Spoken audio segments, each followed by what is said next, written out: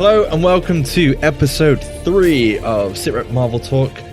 This week we're talking about episode 3 of Falcon and the Winter Soldier. But first off, my name is Mike and joining me as always is my co-host Robot. I am Robot. Yeah, hello. Hello Robot. And we also have with us this week Bradley. Hello. Perfect intro as always. Welcome back, folks. Obviously, off the back of episode 2 of Falcon and the Winter Soldier, it was a pretty good episode, leading on with a couple of leads, figuring out what the hell is going on. And we kind of saw Bucky and Sam kind of at a dead end with regards to the leads, and they turned to their last resource, Baron Zemo. Dun, dun, dun. I was just about to do it and you beat me to it. Son of a bitch. Very quickly, just opening thoughts on the episode overall, guys. Rob? Yeah, I really enjoyed it. It's just, there seems to be getting better. Every episode just seems to be getting better and better. It's ramping up, isn't it? Yes. It's definitely ramping up, yeah. Brad? Yeah, really good. It felt like Winter Soldier, but in a TV episode, which is very good. Yeah, it definitely stepped up. I think some of the things that they had there in the first couple of episodes that we were kind of like, Bucky's kind of holding back and this, that, and the other. And this one was like, okay, we're just fucking going for it in this episode. Okay, so we're going to kind of give a bit of an intro and go through and break down this episode as a whole. Okay, so episode 3 starts off with a bit of a GRC advert. And no, I'm not repeating it, Robert. Like what we had in WandaVision. And then it cuts straight to the new Captain America, aka John Walker and Hoskins arriving at a shelter for the Flag Smashers. And he basically shouts, "Do you know who I am?" Shouts Walker and basically gets the response of, "I don't care," which I thought was kind of interesting whilst I was watching it. You definitely kind of seen the bad guy lines bleed through at that point. And he gets spat in his face as well. Yeah. Basically, they're coming up with nothing, and now they've got to wait to see what Sam and Bucky come up with next. And then we meet Sam and Bucky in, I believe it's Munich prison, off the top of my head, where Zemo is being held. Bucky goes in alone because obviously Sam's an Avenger, and Zemo doesn't like the Avengers. And straight away, Zemo, of course, starts reeling off the commands used to control the Winter Soldier to test Bucky. Test his patience, obviously. Zemo knows something about the Super Soldiers and who's making the serum, but at the end of the day, he's in prison and he wants Bucky's help to break him out. Bucky then tells Falcon, Sam, the plan to get Zemo out of prison. This reminded me of a Ocean's 11 film. How they're explaining it and then it's happening at the same time. In real time. Yeah. Absolutely brilliant. That's great. And as we're basically walk through the events that play out on screen, in walks Zemo on Bucky explaining the plan to Sam. And after a rough start with Sam going, "You're going back to jail," they kind of agree to team up and head to Zemo's personal collection of cars as he retells how he ended the first Super Soldier program once before and he doesn't want to leave it unfinished. We also find out that Zemo is a Baron and is basically rich. So he's like Marvel's Batman at this point. And then Sam, Bucky, and Zemo then proceed to travel to Madripoor in the Indonesian Isles, which was a pirate sanctuary in the 1800s, whilst also learning that Baron Zemo likes Marvin Gaye, which was one of the best scenes in this. And owns loads of like old-timey 1940s cars for some reason. Yeah, and a load of guns. And then finally, this part of the episode, we kind of catch up with Carly, obviously the leader of the Flag Smashers, who is currently in Latvia, and we see her by the side of someone who is very, very sick. Obviously, after episode 2, we were kind of thinking, oh, how the hell is Zemo, Sam, Bucky, like even Sharon in this episode? How are they all going to meet? And I don't know what your thoughts about obviously Zemo and Bucky's first catch up, Rob. I don't really. I just remember him saying the words. One of them being 17. I remember that quite vividly for some reason. He's just basically messing with him at that point, isn't he, Brad? Yeah, he's just like you said, he's testing his patience. He basically knows they've come to him and they have no other leads. So he's just winding them up, basically. I love the fact that he does kind of slyly, he does apologize to him though, doesn't he? He's like, sorry. He's basically sorry you were like collateral in taking down the Avengers at the end of the day, because that's who he hated. It wasn't so much. I mean, you think about it, quite a lot happened to Bucky for him to then go to Zemo, because he basically got framed for murder for the death of was it T'Chaka, I think? Yeah. Black Panther's father. So obviously Wakanda are not going to be happy that Sam and Bucky have broke Zemo out of prison, because otherwise I assume they would have killed him. But let's be honest, this was not the team up that I knew I wanted. Yeah, they're really good. All three of them are really good together. They are really good, but I'll be honest, any scene with Zemo and you're like, he's really untrustworthy. He's absolutely untrustworthy. Like any point in this episode, I thought he was going to disappear. I don't know if you thought the same, Rob. There's like so many bits where I'm like, he disappeared and then he comes back. I'm like, oh. You know. The bit in the plane where he's winding them both up was quite funny. Yeah. And then, there's a bit where he puts on a mask, and that's good as well. Yeah, there's a bit later on towards the end of the episode.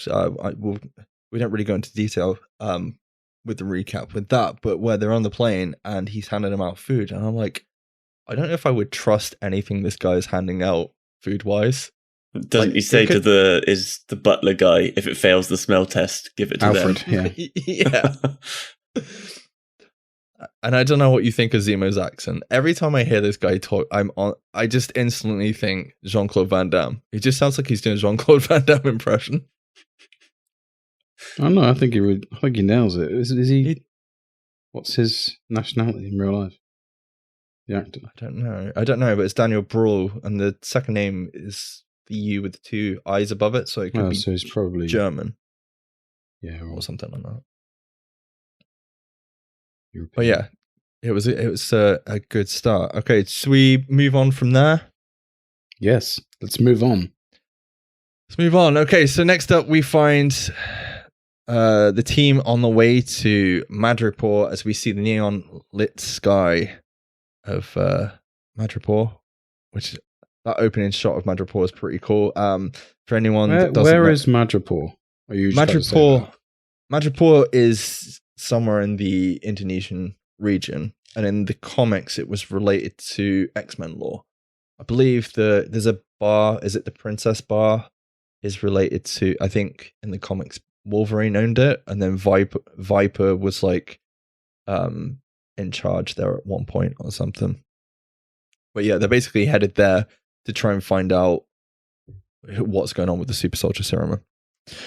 So yeah, they're walking through Madripoor, they're heading to a club and they're trying to find a lead. Sam basically gets tested because at that point he's dressed as what, Robert?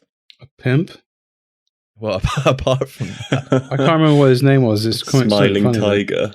Yeah. I like the fact that Zemo's reply, because obviously Sam's not happy with it at all. His reply was like, yeah, but any stupid American would like expect you to dress like that anyway. Or something like that. I don't know. It was quite funny. And then they go to the bar, and then the barman asks him, do you want the usual? And then he has something really strange. Yeah, so he basically buys a drink, and he has to drink a cocktail with snake guts in it. He's proven that he's the smiling tiger at this point, which is quite funny. It's funny watching him drink it, because he's kind of like, yep, cheers, I'm going to drink it. We should probably preface that, like, Zemo has already said, you guys need to stay in character for the whole of this. So Bucky, you've got to be the Winter Soldier for the entire, like, when we go to Madripoor, and you have to stay in character and do as he's told, basically. And that's the whole point of this. And for some reason, they've drawn a lot of attention when they go in this club. And we learn that the power broker that the Flag Smashers stole from in episode 2 is from here, and they are not welcome. So Zemo is basically asking for Selby, and they end up in a fight. where we basically see Bucky in character kicking ass as the Winter Soldier. Let's be honest, definitely breaking Rule 2. Yes. Just a little bit. Just a little bit. That scene was so good, though. It was good. So good. It's very, very... I want to say this whole middle section of this episode is John Wick. The setup. I can't remember. Is it the Continental? It all feels like you're walking into the Continental or something from Chapter 3 of John Wick, like the neon lit background. Yeah, even the setting of it looks. The setting of it. The fact they've got a sniper that's like their guardian angel, keeps saving them. Yeah. Yeah, Christ, what's his name? Willem Dafoe and Willem Dafoe. Yeah. Yeah, so basically we meet Selby where they're trying to find information, and they're going to... I like the fact that Bucky kind of gets caught off guard. He's going to get traded for information on the Super Soldier Serum, and they're basically told that Dr. Wilfred Nagel is the person recreating the serum under the power broker. Sam gets a phone call, which then blows his cover in like the best way. I love the fact that he's trying to act like a hard ass through that bit as well. It almost works. It does, and then he gets called Sam at the end of the phone call and ends in absolute hell. Selby ends up getting shot as a result by someone outside, and then they have to run as the whole of Madripoor has just been texted with a bounty on also all their very heads, John Wick, which is very John Wick. Like you pull out the phones and just everyone. It's like the scene where John Wick gets held. What was it? Incommunicado? Yeah, I think that's what it's called. Yeah, something like that. Excommunicado. Excommunicado. Yeah, excommunicado. And they basically head on the run. And we find out that the person who actually saved them and shot Selby outside was actually Sharon Carter. And she is, in fact, still on the run from the States with the fallout from the events of Captain America, the Civil War. The team asks Sharon's help, and in return must help clear Sharon's name so she can go back home. Yeah, she wasn't happy. She wasn't happy. Brad, so you just on that section there, what did you think of that entire kind of scene? Really good. Like, just there's some really good banter between all the main three. Again, they get there. They got their, like you said, they got their disguises. You find out Bucky's got to be the Winter Soldier, and he's just beating the shit out of anyone that comes at him, and it's great. Just a really, really good midsection. There was good action. He was very convincing, wasn't he? Yes, very. Yeah, I mean, even Zemo's like, oh, look, he managed to slip back into his old character very, very quickly. I think it's quite interesting because of what we said on episode 2 of the podcast, which was like, he feels like he's been holding back, especially in like that second episode, and he's just off the chain now in this one. And then obviously we're seeing the fallout from Sharon Carter, who's basically noticed she's been on the run ever since, sort of thing. And she can't like talk to her family. She can't go back to the US. No, because obviously Cap and Sam and all that got pardoned, but she never did. So yeah. There's quite a lot going on. I'm trying to think. I did make a whole lot of notes on this. I think in general, there's more character building for Sharon Carter in this episode so far than there was in any previous appearances in the entire MCU. I don't know if you guys thought the same with that. Yeah, I can't remember what film she's in quite a bit with Cap, where she lives, where she's watching over him. I can't remember which one that is. But she's pretending to be someone else, isn't she, at that point? So it's like, you don't really know her. Yeah. But the next scene we're going to go through is she's like a badass in it. It's amazing. She is a badass, yeah. I think we'll get to the end. I got a lot more to talk about. Okay, so Sharon basically finds the Doctor by the docks in a secret container lab, and they confront the Doctor, who explains that he wanted to perfect the perfect Super Soldier Serum. Try saying that 3 times fast. Without the muscles from Brussels. He was brought in to continue the Winter Soldier program by Hydra, then recruited by the CIA after the fall of Hydra. And there's about 20 cases of the serum out there. And he's since been in contact with Carly, the leader of the Flag Smashers. as she wanted help for the person who we saw in the beginning of the episode due to tuberculosis. I knew I was going to fuck that up. I'm right in saying that he's one of the people that disappeared in the blip, right? So he's only just come back, so he's restarting his work. Yeah, so that's why we haven't seen this appear before now. Another interesting thing I found out is apparently this is the Doctor in the comics that actually tested on the 300 people and also tested on Isaiah Bradley in the actual comic book run. So it's quite interesting that they've brought him in as well. And they were on about an American soldier, weren't they? With almost intact Super Soldier DNA that was or something. Isaiah, I think. Yeah, I take it must have been Isaiah. So they're on about Donya Madani, I think, is the person in the bed, who obviously means something to Carly, but we don't know what.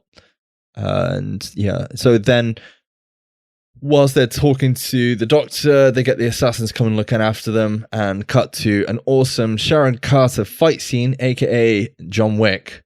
This is like the best fight scene, I think, in this episode. I don't know if you guys would agree, apart from there's a bit later with Bucky in a pipe. I don't know if you guys remember that. A pipe going through someone's shoulder. Oh yeah. It's part of the same thing, isn't it? Essentially. Yeah. A little bit. It's a little bit after, but yeah.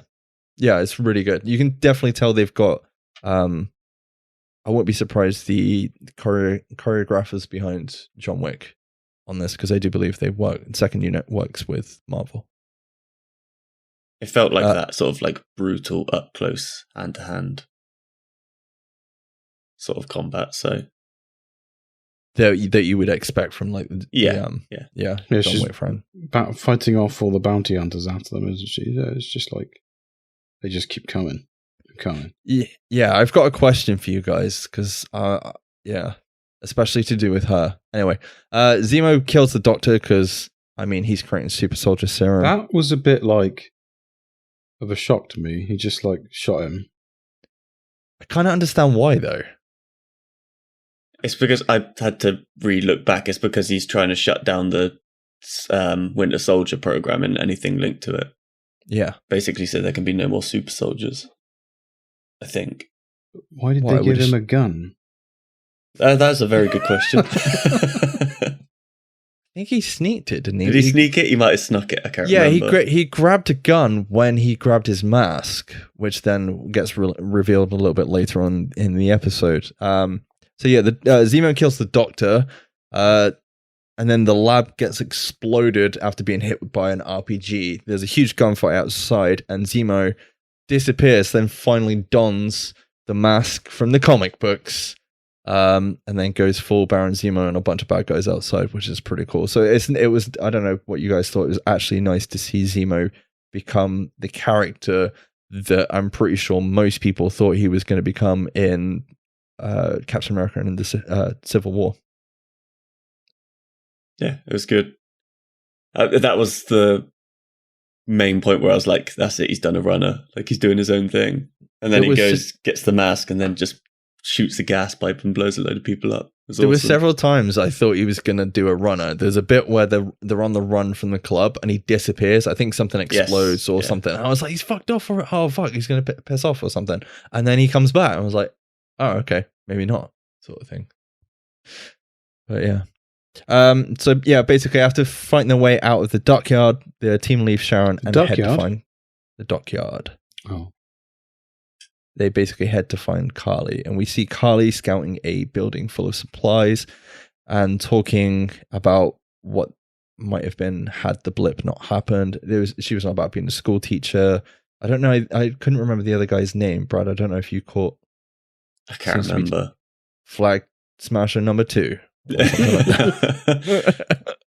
And then it cuts to basically Walker and Hoskins in Munich, where obviously Zemo was imprisoned, and they're basically guessing at this point that Sam and Bucky have broke him out, but nobody else knows, and they kind of prepare to work off the books, much like Sam and Bucky at this point, instead of following the rules that they should be doing, which is an unexpected turn of events. Rob?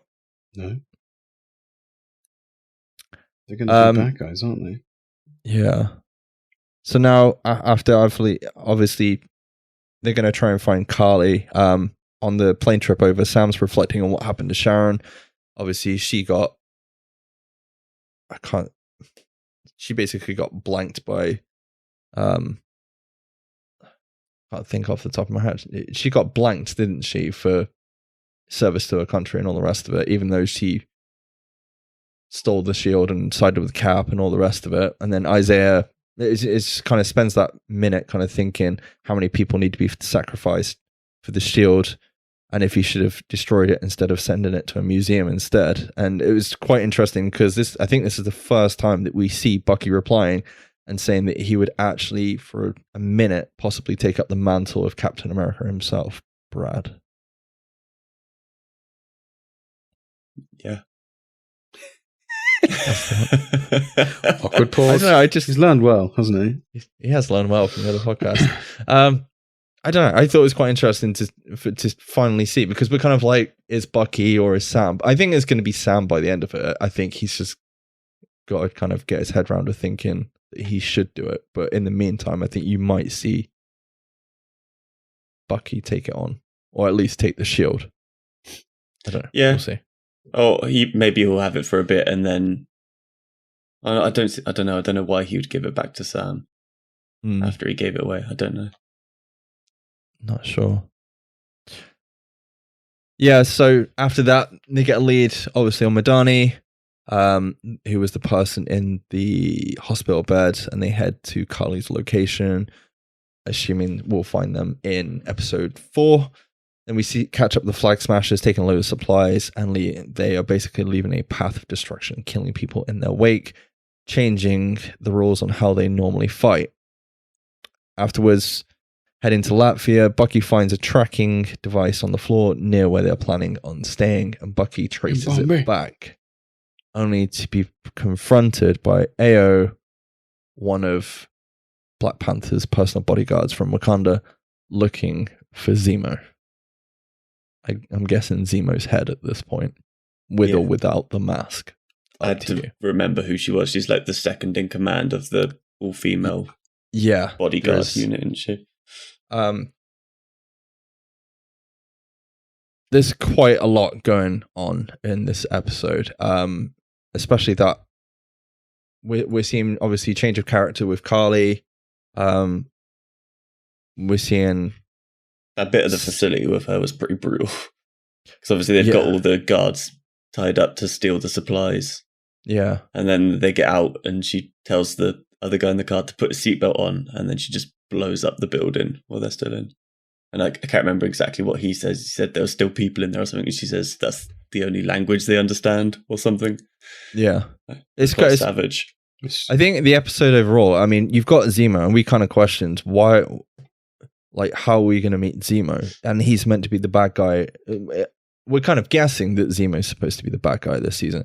I did not expect all three of them to team up for a whole episode and then go on to find that Zemo is potentially more trustworthy than Walker as a result. I still reckon he's probably got something going on. Yeah. The last time you see Sharon, she's talking to someone and she's like, we've got problems or something, doesn't she? And like, yeah. Oh yeah, she's on the phone, isn't she? And she said like, "There's 2 of them here" or something, didn't she? Or yeah, well, this was the question I was going to have for you. Obviously, we're seeing more of Sharon Carter.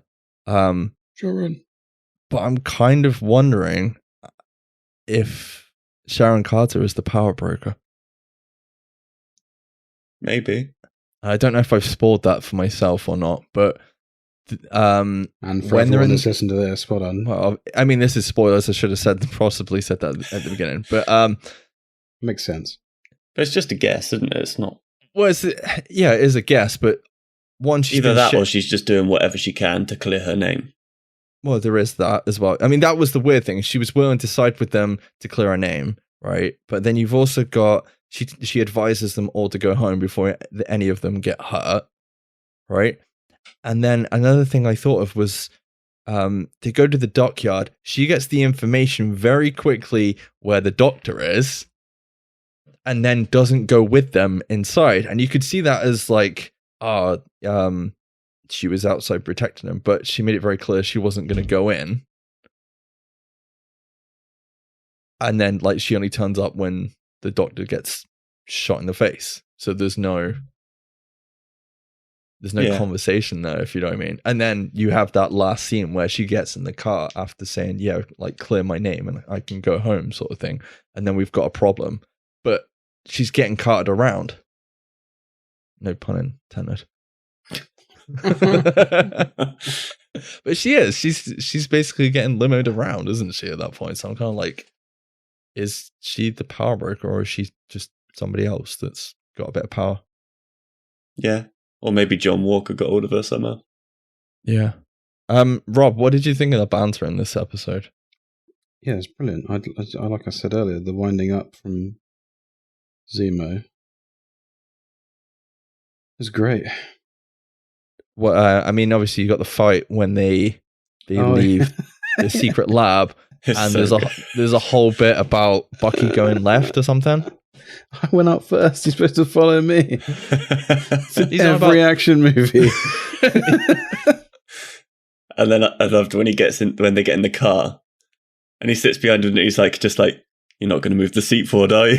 He's like, "Nope." I think that was in one of the trailers. Well, was it? I didn't see the trailer. So. I did like Sam trying to run in heels out of the club as well. It's quite interesting we didn't get much of Walker in this episode either. Oh, and obviously we got like another really quick overnight meme with Zemo busting his dance moves. I was going to say that. Fuck, I forgot about that. Yeah, because like that was the whole point of that scene, right? It was just to see Zemo dancing for no reason. You just see literally, she organizes the party to meet the contact.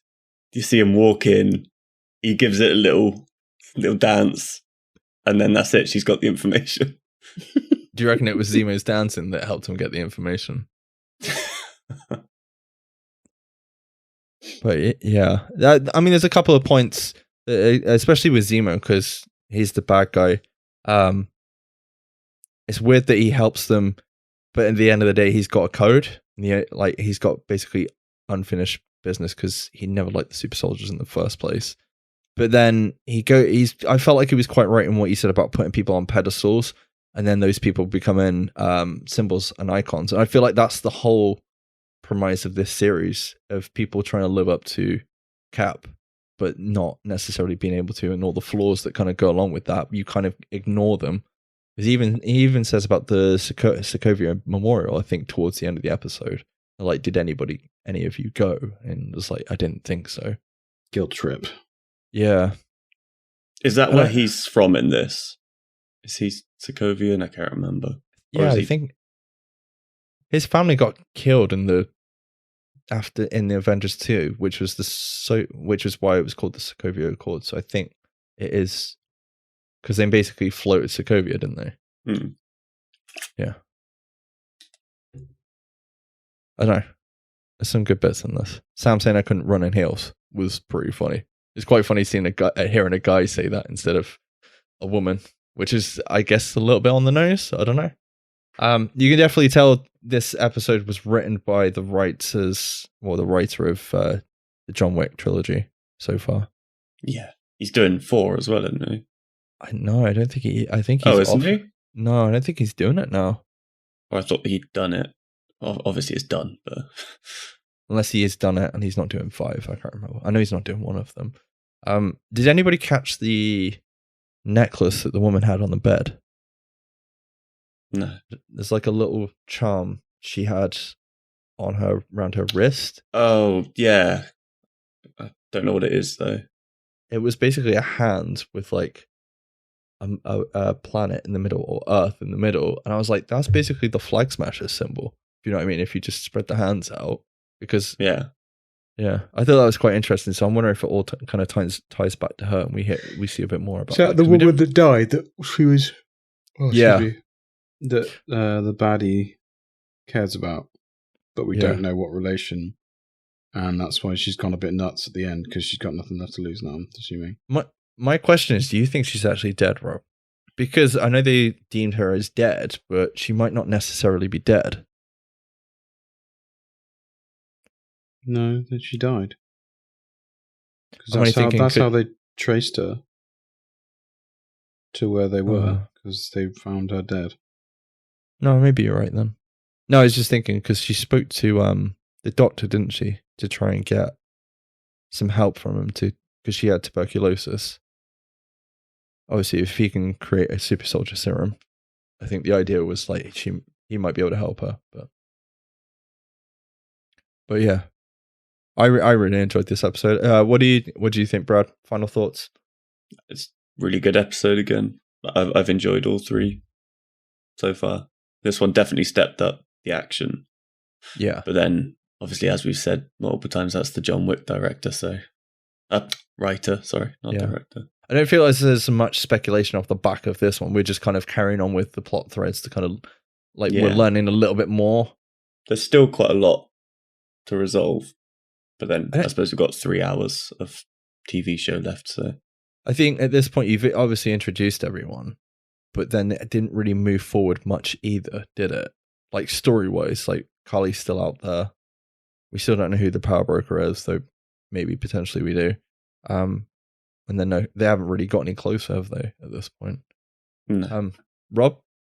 Yeah, obviously this one and the next one are the midpoints of the story, and then it's going to start wrapping up, so you'd expect them to be full of action and really good and still, like, setting up leads and stuff.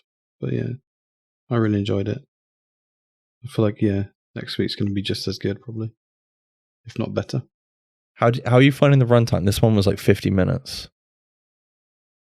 Yeah, it's fine. It's good to rewatch. Really, you don't want like half an hour episodes.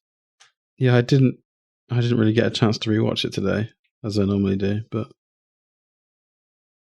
yeah, that's the downside, especially too much gaming. Something like Wanda. It's a lot easier to kind of rewatch, isn't it? But anyway, yeah, good episode. Let us know what you think of this episode, and you can message us on Facebook, YouTube, Twitter, over at SITREP Happy Hour, and let us know your thoughts. And we'll catch you next time. Bye. Bye-bye. Bye-bye.